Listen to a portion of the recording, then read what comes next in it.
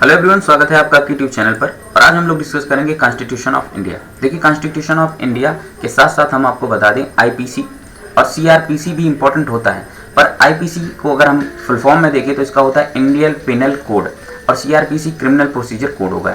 तो अभी देखो होता क्या है, जैसे मान लीजिए हमारा संविधान है। संविधान हमारा कहता है कि आपकी स्वतंत्रता वहीं तक है जहाँ से दूसरे की स्वतंत्रता की शुरुआत होती है। ठीक है, तो मतलब ये हुआ कि कोई व्यक्ति है और उस व्यक्ति को आपने कहा आप बाहर नहीं निकलोगे, और उस व्यक्ति ने कहा कि नहीं हम बाहर जाएंगे, तो आपने उसको समझाया, नहीं माना, तो आपने उसको मारना पीटना शुरू किया और इतना ज़्यादा मारना पीटना शुरू कर दिया कि वो मरने की स्थिति में आ गया। तो आप पर एक धारा लगाई जाती है, धारा 307। और अगर मान लीजिए वो आदमी मर गया तो आपके लिए धारा लगती है 302। आप कहते हैं एक अटेम्प्ट टू मर्डर हो गया और दूसरा मर्डर हो गया, तो अगर मर्डर हो गया तो धारा कौन सी लगती है? 302। अब ये धारा जो हम आपको बता रहे हैं, ये धारा किसके अंतर्गत आती है? आईपीसी के अंतर्गत आती है। ठीक है, तो इंडियन पिनल कोड जो है आपकी भारतीय दंड संहिता है, ये किसको पढ़ना जरूरी है? अगर आप यूपीएसआई की तैयारी करने जा रहे हैं या अदर स्टेट के एसआई सब इंस्पेक्टर की तैयारी करने जा रहे हैं या वहाँ की पुलिस के लिए तैयारी करने जा रहे हैं, तो आपको ये जानना बहुत ही ज़रूरी है।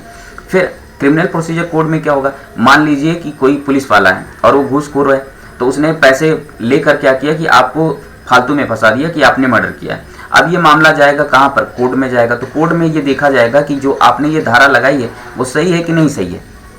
तो यहाँ पर कौन आएगा? आपका एडवोकेट आएगा।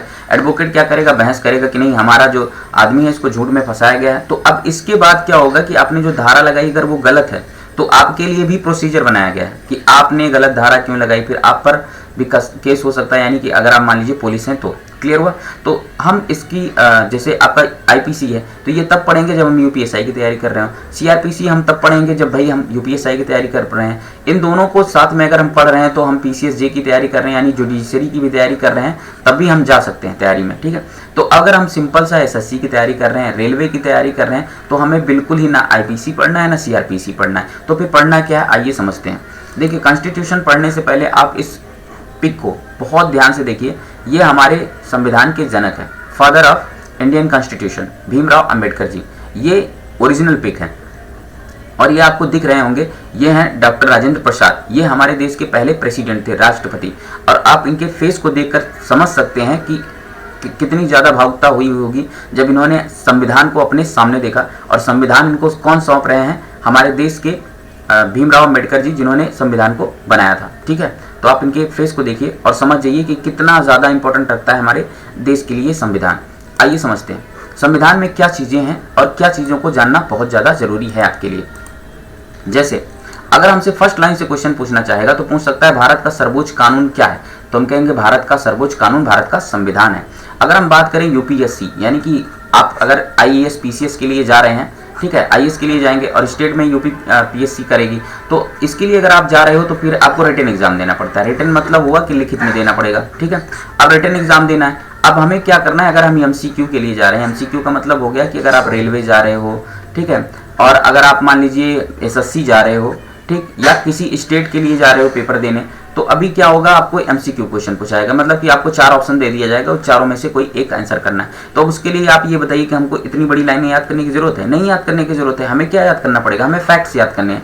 तो उन फैक्ट्स को हम देखते हैं कि इस पूरे आपके जो पीपीटी बनी हुई है, इस पीपीटी में कितनी चीज़ें आपको याद करनी है। देखिए, देखने में तो बहुत बड़ा लगेगा, लेकिन एक्चुअल में देखेंगे तो आपको बहुत ही कम याद रखना पड़ेगा।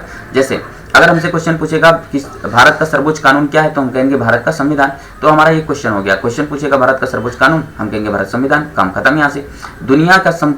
दुनिया में किसी भी संप्रभु देश का सबसे लंबा लिखित संविधान है। अब दूसरा क्वेश्चन ये बन सकता है, विश्व का सबसे लंबा और लिखित संविधान किस देश का है? तो हम कह सकते हैं भारत का। क्लियर हुआ। अब दूसरा, वर्तमान में इसमें 465 अनुच्छेद, 25 भाग, 12 अनुसूचियां हैं। पर आप ये सोचिए, अगर वर्तमान में ये कह रहा है 465 अनुच्छेद, तो आपने कहीं देखा 465 अनुच्छेद? नहीं। लेकिन एक्चुअल में क्या हुआ था, जब हमारा संविधान बना था तो 395 अनुच्छेद, यानी यहाँ जो लेख लिखा हुआ अनुच्छेद यानी कि आर्टिकल की बात कर रहा है, तो आर्टिकल थे, 22 भाग थे और 8 हमारी अनुसूचियां यानी शेड्यूल थी। लेकिन वर्तमान में देखा जाए तो बहुत सारे संशोधन हुए हैं। जैसे फॉर एग्जाम्पल अभी आपका 127 नंबर का बिल पेश होने वाला है, 105 नंबर का अमेंडमेंट यानी संशोधन हो जाएगा। तो अब ये सब संशोधन कहाँ रखेंगे? ये सब संशोधन हम अपने आर्टिकल में ऐड करते जा रहे हैं। क्लियर है। तो एक्चुअल में हम अगर देखें तो 465 अनुच्छेद हमारे पास हो चुके हैं, लेकिन अगर पेपर में 395 ऑप्शन नहीं दिया है तब हमें आंसर करना है, उसके पहले आंसर नहीं करना है। दूसरा, अगर हमसे पेपर में ऑप्शन दिया है 25, 26, 27, 28 इस तरह से, तब हमें आंसर 25 करना है। अगर 22 हमें आंसर दिया है तो हमें 22 ही करना है। क्लियर हुआ? क्योंकि भाग नहीं बदले गए हैं, लेकिन संशोधन की वजह से ये बढ़े हुए हैं। क्लियर हुआ? तो एक्चुअली में देखने में क्या है, 465 अनुच्छेद, 25 भाग और 12 अनुसूचियां। तो 12 अनुसूचियां, नो डाउट 12 अनुसूचियां हैं, लेकिन अगर हम भाग की बात करें तो 22 अभी भी हैं। तो पेपर में अगर 22 ऑप्शन रहेगा तो हम 22 टिक करेंगे, नहीं तो हम 25 के पास जाना पसंद करेंगे। मतलब ये हुआ कि आपको 22 ऑप्शन में देगा ही नहीं। क्लियर हुआ? तो कितने फैक्ट्स हमें याद हुए? पहला, सर्वोच्च कानून भारत का संविधान। दूसरा हमें याद करना है सबसे बड़ा लिखित संविधान। तीसरा हमें याद करना है वर्तमान में 465 अनुच्छेद। अगर भाग की बात करेगा तो 25 और 12 अनुसूचियां। अगर पूछेगा कि मूल संविधान यानी कि जब संविधान बना था, तो हम बताएंगे 395 अनुच्छेद थे यानी कि लेख थे या आर्टिकल्स थे, और भाग थे 22 और 8 अनुसूचियां थी। अब इसके बाद कौन सा क्वेश्चन आएगा? भारत शासन अधिनियम। भारत शासन अधिनियम से हमने क्या किया है? सबसे ज्यादा दस्तावेज लिए। दस्तावेज का मतलब हो गया सबसे ज्यादा हमने आर्टिकल यानी अनुच्छेद कहां से कॉपी मारे हैं? भारत शासन अधिनियम 1935। अब आप ये बताइए 1935 में क्या भारत आजाद रहा होगा? नहीं रहा होगा। तो इसका मतलब ये शासन कहां से चलता था? ये यूके से चलता था यानी ब्रिटेन से चलता था। तो ब्रिटेन ने ये शासन बनाया था भारत के शासन करने के लिए, तो उसी से हम लोगों ने जितने भी नियम थे उतने उठा लिए। ठीक, तो बहुत सारी चीजें हमने कहां से ले लिए हैं? भारत शासन अधिनियम 1935 से ले लिए। अब इसके बाद वाला जो डोमेनियन ऑफ इंडियन, भारत गणराज्य बन गया, ये बिल्कुल ही हमको याद करने की जरूरत नहीं। अगर पूछेगा भारत गणराज्य कब बन गया, तो हम 1935 कह सकते हैं, नॉर्मल सा।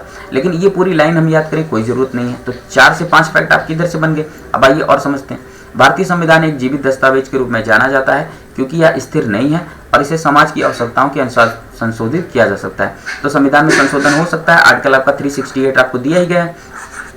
तो हम अब क्या करेंगे? इस पूरी लाइन को क्या याद करेंगे? नहीं, बिल्कुल इस लाइन को हम स्किप कर सकते हैं। और यहाँ से हम देखें तो एक फैक्ट्स, हमारे छोटे छोटे फैक्ट्स में देखेंगे तो मैक्सिमम आप इस पीपीटी से 5 से 6 क्वेश्चन बना सकते हो। क्लियर हुआ? तो यहाँ से 5 से 6 क्वेश्चन अगर बनने होंगे तो बनने होंगे, नहीं तो आइए इधर देखते हैं। तो रेगुलेटिंग एक्ट अधिनियम 1773। अगर हम भारत की में बात करें, रेगुलेटिंग एक्ट यानी भारत को रेगुलेट करना है, तो रेगुलेट 1773 में कर कौन रहा है? आप देखिए, आपकी जो है संविधान बन चुका है, नहीं बन चुका है, देश आजाद है, नहीं आजाद है कौन? अंग्रेज है।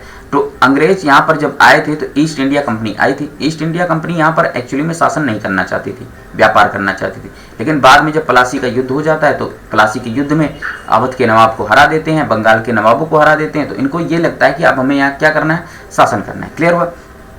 तो अब जब शासन करेंगे तो कोई नियम कानून बनाएंगे। तो नियम कानून कौन सा बन गया? रेगुलेटिंग एक्ट अधिनियम 1773। रेगुलेटिंग एक्ट 1773 आ गया। अब इसमें किया क्या गया? जो बंगाल का गवर्नर था उसे बंगाल का गवर्नर जनरल बना दिया गया। क्वेश्चन पूछता है कि बंगाल का गवर्नर जनरल किस अधिनियम के अंतर्गत बना? तो हमें बताना है रेगुलेटिंग एक्ट अधिनियम 1773। क्लियर हुआ? अब आगे दूसरा क्वेश्चन का क्या बन जाएगा? यहाँ से क्वेश्चन बन जाएगा कि कलकत्ता 1774 में सर्वोच्च न्यायालय की स्थापना की गई, जिसमें 1 मुख्य न्यायाधीश और 3 न्यायाधीश शामिल थे। अगर वर्तमान में देखें तो 33 न्यायाधीश और साथ में 1 मुख्य न्यायाधीश। ठीक है, टोटल कितने न्यायाधीशों की संख्या है सर्वोच्च न्यायालय में? 34। ठीक है, तो ये आपका करंट वाला क्वेश्चन बन गया। अब फिर से क्वेश्चन करते हैं। तो कलकत्ता में बना सर्वोच्च न्यायालय, वर्तमान में कहाँ पे है? दिल्ली में है। ठीक है, नई दिल्ली में आपका ये आंसर हो जाएगा। अब क्वेश्चन हमको अगर पूछेगा पेपर में कि सर्वोच्च न्यायालय की स्थापना किस अधिनियम के अंतर्गत की गई, तो हम आंसर करेंगे रेगुलेटिंग एक्ट अधिनियम 1773। ठीक है, अब आपको ये आई थिंक समझ में आ रहा होगा। चलिए फिर पिट्स इंडिया एक्ट 1784 में क्या किया गया? कंपनी के वाणिज्यिक राजनीतिक कार्य के बीच प्रतिष्ठित किया गया। भारत में कंपनी के क्षेत्र पहली बार भारत में ब्रिटिश आधिपत्य कहे गए थे।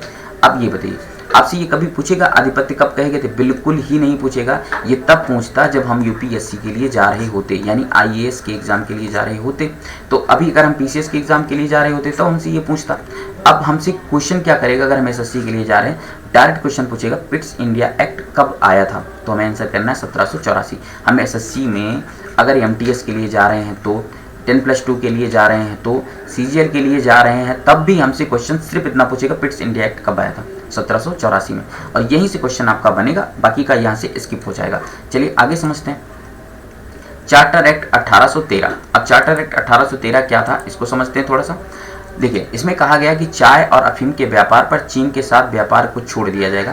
मतलब ये हुआ कि जो ईस्ट इंडिया कंपनी थी इस पर जो शासन करने वाले थे यानी कि ब्रिटेन वालों ने इनके सारे जितने भी इनके अधिकार थे उसको छीन लिया अंग्रेजों से, और इनको सिर्फ क्या अधिकार दिया, चाय और अफीम का व्यापार चीन के साथ आप कर सकते हैं, और कंपनी पर वाणिज्यिक एकाधिकार समाप्त कर दिया इनका। ठीक, तो और जो भी ये अपना बिजनेस करना चाहते थे उसको खत्म कर दिया। ईसाई धन प्रचारकों को अंग्रेजी का प्रचार करने और उनके धन के प्रचार की अनुमति दे दी गई। कब दी गई? 1813। अब आप सोचिए, ये फालतू वाले क्वेश्चन आपसे बिल्कुल नहीं पूछेगा। ठीक है, अब ये क्वेश्चन कब पूछता है? जब हम यूपीएससी जा रहे हैं, एसएससी के लिए नहीं, यूपीएससी के लिए जाएंगे। एसएससी के लिए अगर सिंपल सा क्वेश्चन पूछेगा तो पूछेगा चार्टर एक्ट 1813, और चार्टर एक्ट 1813 में आपसे अगर पूछ सकता है तो पूछेगा चाय और चीन के साथ व्यापार किस अधिनियम के तहत ईस्ट इंडिया कंपनी को दिया गया। या दूसरा क्वेश्चन, कंपनी का वाणिज्यिक एकाधिकार किस अधिनियम के अंतर्गत समाप्त कर दिया गया? तो आंसर हम करेंगे चार्टर एक्ट 1813, और उसके बाद यहाँ से क्वेश्चन आपका खत्म होता है। चलिए नेक्स्ट क्वेश्चन करते हैं। ईसाई धर्म प्रचारकों को अंग्रेजी का प्रचार करने और उनके धर्म का प्रचार करने की अनुमति ये दी गई थी, लेकिन इसको हम लोग को याद करने की जरूरत है नहीं। चलिए नेक्स्ट क्वेश्चन करते हैं। चार्टर एक्ट 1833 क्या है? तो बंगाल के गवर्नर जनरल को भारत का गवर्नर जनरल के रूप में नामित कर दिया गया। तो बंगाल का गवर्नर जनरल, भारत का गवर्नर जनरल किस अधिनियम के अंतर्गत हुआ? तो हम कहेंगे चार्टर एक्ट 1833। नेक्स्ट, देश का प्रशासन एक नियंत्रण में एकत्रित हो गया। ये हम अगर रिटर्न में एग्जाम दे रहे होते तो हम याद करते हैं, अभी हमको कोई जरूरत नहीं है याद करने की। एक भारतीय विधि आयोग की स्थापना की गई और लॉर्ड मैकाले को इसका अध्यक्ष बनाया गया। बिल्कुल, विधि आयोग की स्थापना किस अधिनियम के अंतर्गत की गई? ये पेपर में क्वेश्चन बन चुका है। और पहले विधि अधिकारी कौन थे, अध्यक्ष कौन थे? Lord Macaulay. क्लियर हुआ? तो ये था चार्टर एक्ट 1833। अब आइए नेक्स्ट क्वेश्चन हम लोग करें। उससे पहले हमको ये समझना है कि भारतीय संविधान का विकास। तो भारतीय संविधान का जो विकास था, इसमें अभी तक हमने जितने अधिनियम देखे वो तो थे ही। अब आगे चार्टर अधिनियम 1853 की बात करें तो पहली बार इसमें गवर्नर जनरल की परिषद की विधायी और कार्यकारी कार्यों को अलग कर दिया गया। बिल्कुल ही आज तक ये क्वेश्चन पूछा ही नहीं गया है, तो हम ये बिल्कुल ही याद नहीं करेंगे, इसको स्किप कर सकते हैं। इसमें 6 नए सदस्यों को विधान सदस्यों को परिषद में शामिल किया गया। आज तक पेपर में नहीं पूछा। इसने सिविल सेवकों के चयन और भर्ती की खुली प्रतियोगिता प्रणाली शुरू की। Very good.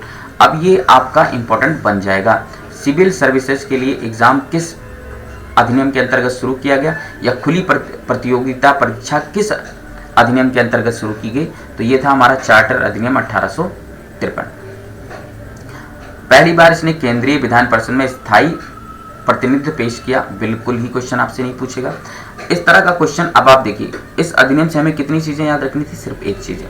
अगर हम एसएससी के लिए जा रहे हैं, सिंपल स्टेट लेवल के एग्जाम के लिए जा रहे हैं, तो हमें सिर्फ एक चीज याद रखना है। लेकिन अगर हम फॉर एग्जांपल आईएएस पीसीएस की तैयारी कर रहे हैं तो हमें ये सारी चीजें जानने की जरूरत है। आइए और समझते हैं। Charter act 1858। भारत में कंपनी के क्षेत्रों को महारानी में निहित किया गया।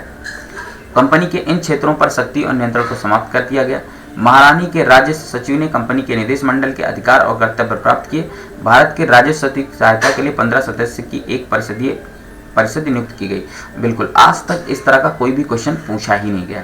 इसका मतलब ये हुआ कि अगर हम चार्टर एक्ट 1858 को कैंसिल करना चाहें तो पूरी तरह से ही कैंसिल कर सकते हैं। आज तक एसएससी ने और ना ही रेलवे ने और ना ही किसी स्टेट लेवल एग्जाम में इस क्वेश्चन को दिया है।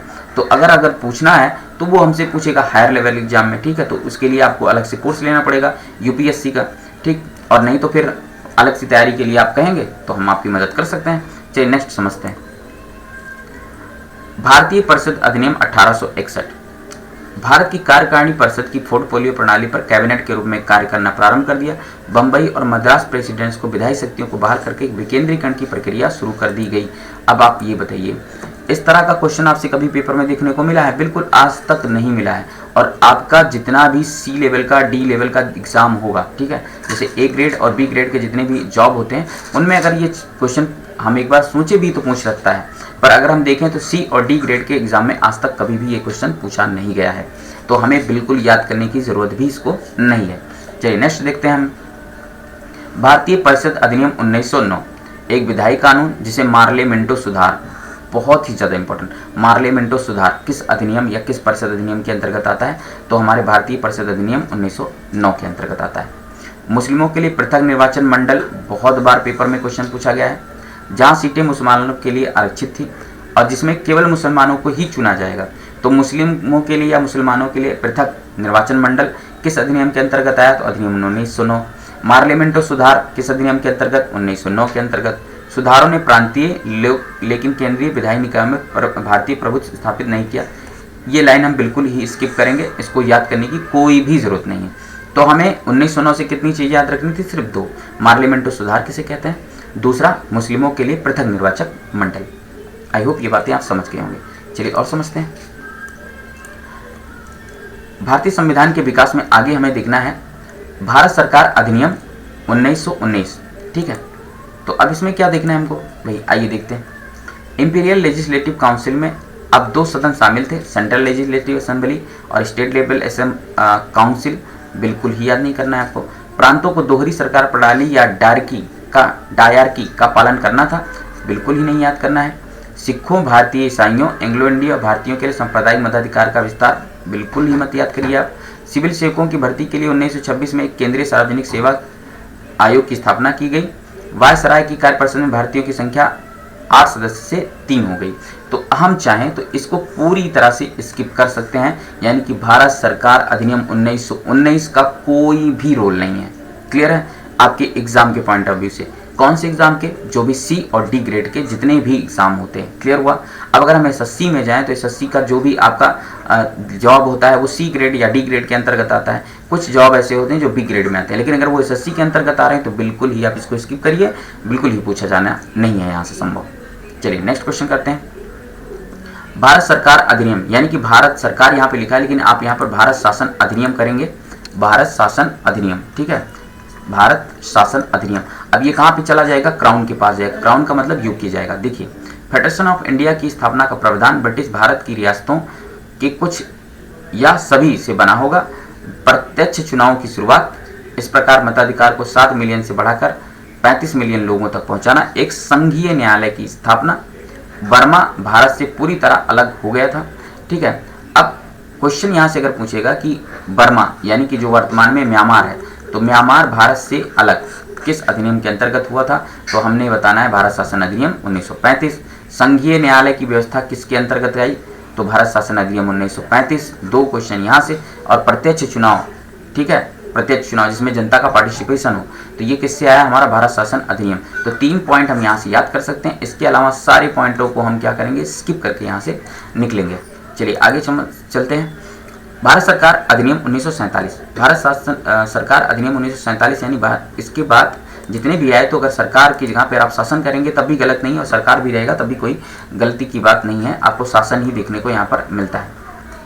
1947। अब 1947 में है क्या? भारतीय साम्राज्य से 2 नए प्रभुत्व उभरने वाले थे, पाकिस्तान और भारत। तो भारत और पाकिस्तान कौन से अधिनियम के अंतर्गत अलग हो गए? भारत शासन अधिनियम 1947। 2 नए देशों के संबंधित संविधान सभाओं पर पूर्ण विधायी अधिकार होंगे। 15 अगस्त 1947 से देशी रियासतों पर ब्रिटिश राज सत्ता की समाप्ति हुई और राज्यों के अधिकार को मान्यता दी गई और वह स्वतंत्र रहे एवं वर्चस्व कायम करें। ब्रिटिश सम्राट द्वारा भारत के सम्राट शीर्षक के रूप में समाप्त करना, ठीक है, शीर्षक के उपयोग को समाप्त करना। तो ये एक क्वेश्चन हमारा यहाँ से बन सकता है। ब्रिटिश सम्राट को भारत का सम्राट वाला जो शीर्षक उपयोग हम करते थे उसको समाप्त कर दिया गया, यानी कि अब जब भारत आज़ादी हो गई तो यहाँ कोई सम्राट रहेगा ही नहीं। तो और दूसरा यहाँ से क्या? भारत और पाकिस्तान का विभाजन कौन से अधिनियम के अंतर्गत हुआ? तो 1947। 2 पॉइंट हमें यहाँ से याद रखना है, बाकी की सारी चीज़ों को हमको छोड़कर यहाँ से निकल लेना है। चलिए आगे समझते हैं और क्या चीज़ें हमको आगे याद करनी है।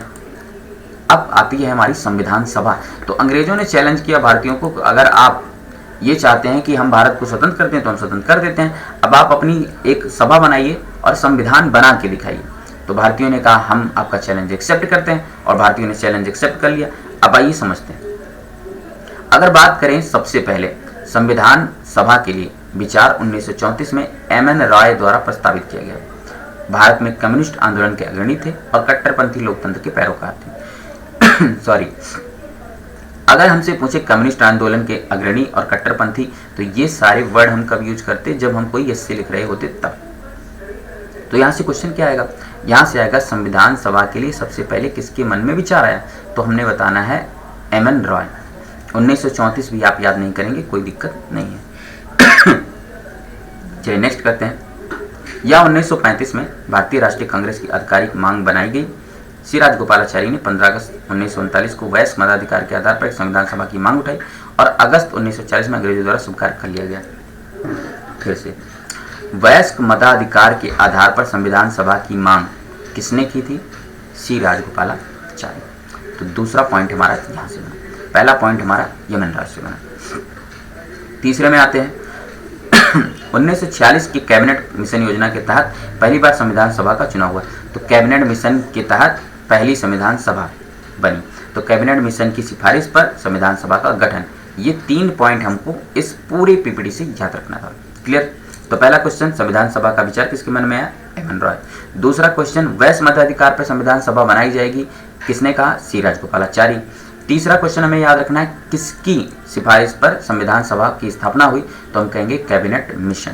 क्लियर हुआ? इसके अलावा कुछ भी आपको यहाँ से याद करने की जरूरत नहीं है। चलिए आगे नेक्स्ट चलते हैं। अब हम चलते हैं संविधान सभा के थोड़े और डिटेल पर और यहाँ समझते हैं क्या चीज़ें हमको और जानने की ज़रूरत है। तो चलिए समझते हैं। 11 दिसंबर 1946 का टाइम था। राष्ट्रपति नियुक्त हुए राजेंद्र प्रसाद और उपाध्यक्ष नियुक्त हुए हरेंद्र कोमर मुखर्जी और संवैधानिक कानूनी सलाहकार बने BN राव। ठीक है, BN राव। शुरू में देखा जाए तो इसमें 389 सदस्य थे, जो विभाजन के बाद घटकर 299 हो गए। क्लियर हुआ? 389 में से 292 सरकार प्रांत से थे, 4 प्रमुख से थे, आयुध प्रांत और 93 राजसी राज्यों से थे या देसी रियासत। आपको देखने को मिल सकता है कि यहाँ पर देसी रियासतें लिखा होगा, रियासतें। 9 दिसंबर 1946 वो समय था जब पहली बार संविधान सभा के सदस्यों की बैठक हुई, लेकिन इस समय कोई अध्यक्ष चुना नहीं गया था। 9 दिसंबर को पहली बैठक पेपर में क्वेश्चन पूछता है तो हमें आंसर करना है पहली बैठक कब हुई? 9 दिसंबर 1946। चूंकि इस समय कोई अध्यक्ष नहीं था तो प्रोटेम स्पीकर का यहाँ पर प्रचलन था और प्रोटेम स्पीकर वो बनता था जो उस समय सबसे बुजुर्ग होता था। तो उस समय सबसे बुजुर्ग थे सच्चिदानंद सिन्हा। सच्चिदानंद सिन्हा। तो पहले अस्थायी अध्यक्ष बने सच्चिदानंद सिन्हा जी, लेकिन 10 तारीख को उनकी हो जाती है डेथ। तो 11 तारीख को हमारे देश के राष्ट्रपति बनने वाले राजेंद्र प्रसाद जी इसके बन जाते हैं अध्यक्ष, और उपाध्यक्ष कौन बनते हैं? हरेंद्र कोमर मुखर्जी। क्लियर हुआ? आइए और समझते हैं। 26 नवंबर 1949 को भारत का संविधान सभा द्वारा पारित और अपनाया गया। इसका मतलब ये हुआ कि अगर हमसे क्वेश्चन पूछेगा कि भारत का संविधान अंगीकृत कब हुआ, अंगीकृत मतलब बनकर तैयार हो गया, लेकिन चूंकि हम 26 जनवरी 1930 से ही स्वतंत्रता दिवस मनाते आ रहे थे, ठीक है, तो इसी वजह से हमने क्या किया, 26 जनवरी को ही अपना संविधान लागू किया। फिलहाल और समझते हैं। पहली बैठक हमने 9 दिसंबर को की और अंतिम बैठक हम लोगों ने की 24 जनवरी 1950। संविधान सभा की अंतिम बैठक हुई और भारत के संविधान पर सभी ने हस्ताक्षर किया और इसे स्वीकार कर लिया। इसी दिन हमने अपना राष्ट्रगान भी नामित कर दिया, जन गण मन अधिनायक जय है। क्लियर हुआ? तो इतनी चीजें आपको याद रखना है। तो इसमें हमने क्या याद रखना है? पहले अस्थायी अध्यक्ष राजेंद्र प्रसाद, 1 क्वेश्चन। उपाध्यक्ष हरेंद्र कोमर, 2 क्वेश्चन। कितने व्यक्ति थे? 389, तीसरा क्वेश्चन बन गया। चौथा क्वेश्चन अगर इसका बनना होगा तो पहली बैठक कब हुई? तो पहली बैठक हमारी 9 दिसंबर। पहले अध्यक्ष कौन हो गए? सच्चिदानंद सिन्हा हो गए। ठीक है। संविधान कब अंगीकृत हुआ? तो हमारा 26 नवंबर 1949 को हुआ। अंतिम बैठक कब हुई? 24 जनवरी 1950 को हो गई। क्लियर हुआ? चलिए और समझते हैं। संविधान सभा के बारे में थोड़ा और डिटेल में भी हम जानते हैं। देखिए, संविधान को अंतिम रूप देने में संविधान सभा को कितने साल लग गए? 2 साल। कितने महीने? 11 महीने। और कितने दिन लग गए? 18 दिन। अगर हम देखें 13 दिसंबर 1946 जवाहरलाल नेहरू द्वारा एक वस्तुनिष्ठ संकल्प प्रस्तुत किया गया, जिसमें संविधान के अंतर्निहित सिद्धांतों को रखा गया, जो बाद में संविधान की प्रस्तावना बन गया, और इसे हम कहते हैं उद्देशिका। तो पूछता है उद्देशिका किसने पेश की थी? तो जवाहरलाल नेहरू जी ने पेश की थी, और यह संविधान की प्रस्तावना उद्देशिका ही बनी। क्लियर हुआ? 22 जुलाई 1947 को राष्ट्रीय ध्वज अपनाया गया था। तो ये भी क्वेश्चन आपका बन चुका है।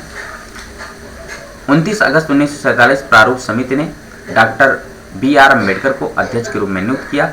समिति में 6 सदस्य थे, मुंशी अहमद और साथ में KM मुंशी, मोहम्मद सादुल्लाह, अल्लाद कृष्ण स्वामी अय्यर, गोपाल स्वामी आयंगर और खेतान। ठीक है। तो अब इसमें हमें क्वेश्चन अगर याद रखना है तो याद ये रखना है कि प्रारूप समिति यानी कि उस संविधान का जो रूप देगा, उस समिति के अध्यक्ष कौन थे? B R Ambedkar. और प्रारूप समिति का मतलब हो गया कि संविधान का जो ढांचा बनाएंगे, तो संवैधानिक ढांचा किसने बनाया था? अम्बेडकर जी ने। और जो शरीर बना देता है उसे जन्मदाता कहते हैं। क्लियर हुआ? इसीलिए बी आर अम्बेडकर जी को संविधान का जन्मदाता कहा जाता है। राष्ट्रीय ध्वज कब बनाया गया? 22 जुलाई 1947 को। और उद्देशिका कब प्रस्तुत की गई? 13 दिसंबर 1946 को। कितना टाइम लगा? 2 साल 11 माह और 18 दिन। उसके बाद नेक्स्ट हम देखें तो ये आपको ये संविधान सभा की बैठक दिख रही होगी, ठीक है। और ये पंडित जवाहरलाल नेहरू जी हैं। फिर इन्होंने यहाँ पर जब प्रधानमंत्री बने थे उसके बाद इन्होंने अभिभाषण दिया होगा, ठीक है। उद्देशिका प्रस्तुत की थी तब भी यही हाल रहा होगा। आइए और समझते हैं। संविधान सभा की कुछ महत्वपूर्ण समितियां हैं जहां से क्वेश्चन काफ़ी बार बनते हैं। तो आइए इन समितियों के बारे में भी थोड़ा सा हम जानकारी प्राप्त करते हैं। जैसे अगर आपसे पूछे केंद्रीय संविधान समिति, तो जो केंद्रीय संविधान समिति का अध्यक्ष होता वो क्या बनता? देश का प्रधानमंत्री। तो ये थे जवाहरलाल नेहरू। प्रांतीय समिति वाला जो बनता उप प्रधानमंत्री बनता, तो ये बने थे वल्लभ भाई पटेल जी। प्रक्रिया समिति का नियम राजेंद्र प्रसाद जी, ठीक है। अगर झंडा समिति कहेगा तब भी हम इन्हें कहेंगे, लेकिन भारतीय झंडा समिति कहेगा, ठीक है, तो हम किसे कहेंगे? तब हमारा आ जाएंगे जेबी कृपलानी, ठीक। आगे हम समझते हैं। तो ये झंडा समिति जो थी राष्ट्रीय ध्वज तदर्थ समिति वाला, तो राजेंद्र प्रसाद जी आगे। और दूसरा आता है सिर्फ राष्ट्रीय ध्वज या झंडा समिति, राष्ट्रीय झंडा समिति, तो उसके आ जाएंगे जेबी कृपलानी, जो कि यहाँ पर लिखा नहीं होगा, तो आप ये भी याद रखिएगा। नेक्स्ट समझते हैं। स्टेट कमेटी या राज्यों के लिए तटस्थ वार्ता के लिए समिति बनी थी, उसके हेड थे जवाहरलाल नेहरू। संचालन समिति राजेंद्र प्रसाद जी के द्वारा की गई थी। हाउस समिति बी पट्टाभी सीतारामैया। भाषा समिति मेटहरू सत्यनारायण। व्यापार समिति का आदेश दिया था के एम मुंशी ने। अब आप पूछिए कि इसमें से क्वेश्चन कौन सा पूछा गया है, तो आज तक सिर्फ क्वेश्चन इसमें ये पूछा गया है कि प्रांतीय समिति वाला, एक इंपॉर्टेंट इसको रखेंगे हम। दूसरा तदर्थ झंडा समिति हम इंपॉर्टेंट रखेंगे 2। तीसरा क्वेश्चन इसमें से आज तक अगर बना है तो प्रांतीय समिति, केंद्रीय समिति आप ले लीजिए। इसके अलावा आज तक कोई भी क्वेश्चन इससे बना नहीं है। बाकी हम झंडा समिति का जो बना दिए, राष्ट्रीय ध्वज किस माप में होगा? 3:2 के माप में होगा। ये कौन बता रहे थे? जेबी कृपलानी जी बता रहे थे। कौन कौन सा कलर रखा जाएगा? तो इसकी अध्यक्षता दी गई थी जेबी कृपलानी को। तो यहाँ से ये क्वेश्चन बन जाता है। क्लियर हुआ? तो आई होप ये बातें आप समझ गए होंगे। तो ये सारी चीज़ें थी जो हमने संविधान के विकास से समझी, और आगे भी हम चीज़ों को समझेंगे पॉलिटी में।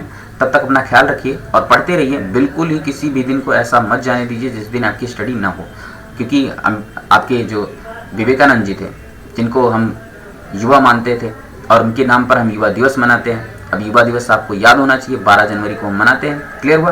तो विवेकानंद जी कहते थे उठो, जागो और लक्ष्य प्राप्ति से पहले रुको मत। तो हमें रुकना नहीं है। क्लियर हुआ?